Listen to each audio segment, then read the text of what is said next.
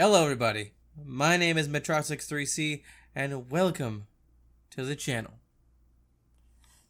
Now, today, we will be talking about ChattyBot. And the reason we'll be talking about ChattyBot is we're going to be enabling chat sounds for Twitch. And this is a subject that no matter where I look, no one is talking about it. And I've had a few friends ask me how to set it up because they need help. And I'm the only one who knows how to do it amongst the friends. And from what I could gather, they can't find anything. I can't find anything. So maybe people on YouTube have videos, but they're worded differently. And I'm probably not searching them up correctly. So, I'm hoping that this video helps people find out more.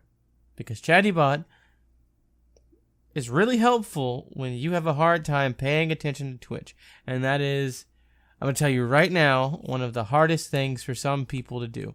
Myself included. Because when I'm in the heat of a game, I don't know why, but I just don't look at chat sometimes. Especially in competitive when my rank is on the line. So, we're going to show you how to fix all of that.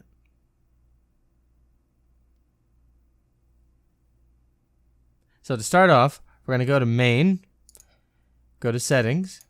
Now you can see you have a whole list of options here, and your first instinct is to, well, I'm going to enable sounds, right? No, you're not going to go to sounds because the maker of Chatty moved everything into sounds into the new tab, notifications. So, I have things set up. We're going to get rid of all of this.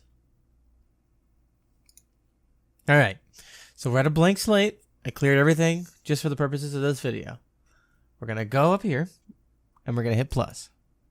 Then, if you come over to events, hit the drop down, hit chat message.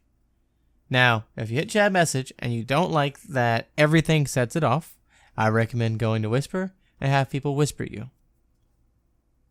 But for our purposes, we're going to use chat message. Now, we've only set up the alert type.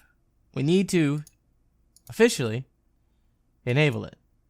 And then from here, we can hit the file type of what type of sound we want. Now, I'm going to use ding dong. Now at 20, I think it's a little low for me. So we're just going to bump it up by 5. It's a little louder for me. We're going to hit save. And we're going to save twice. Now I'm going to open it back up again. I just want to ensure that it's saved. And we need to make sure that it works. Now in order to test this, I would assume you need to trigger it on your own messages.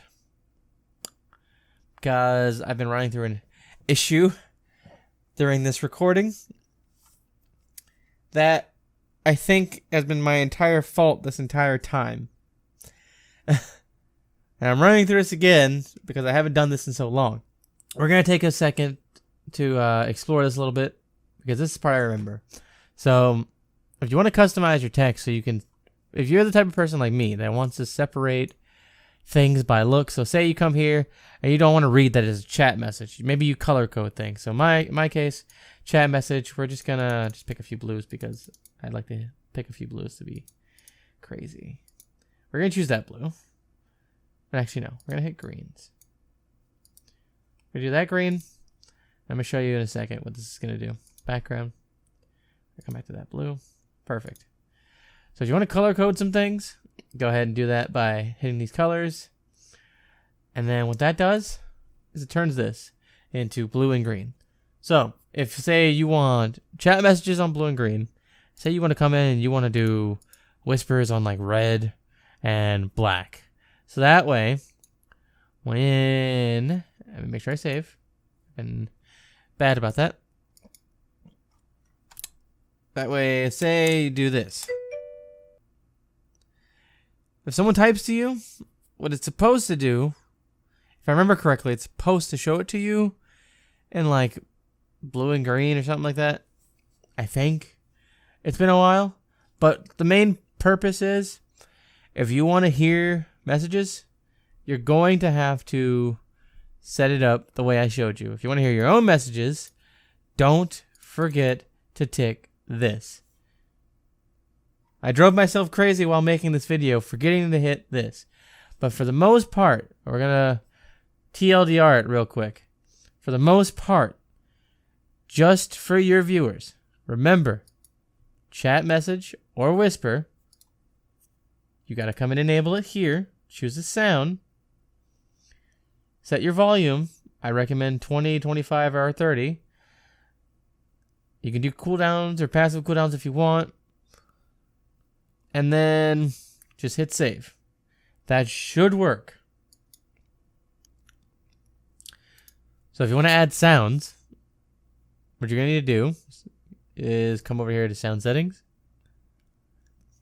And then you're going to want to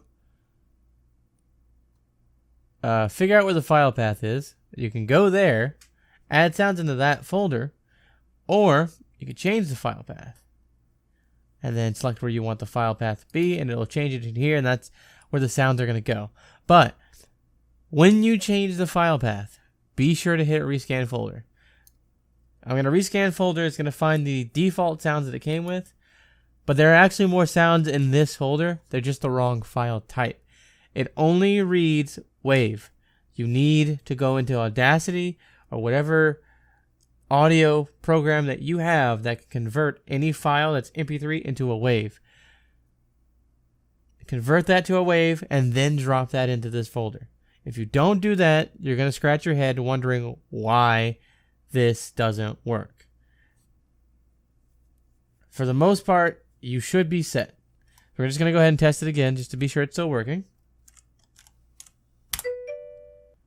And there you go. That's how you get sounds in ChattyBot. I hope this was helpful. My name has been Metroxix3C, and I'll see you next time.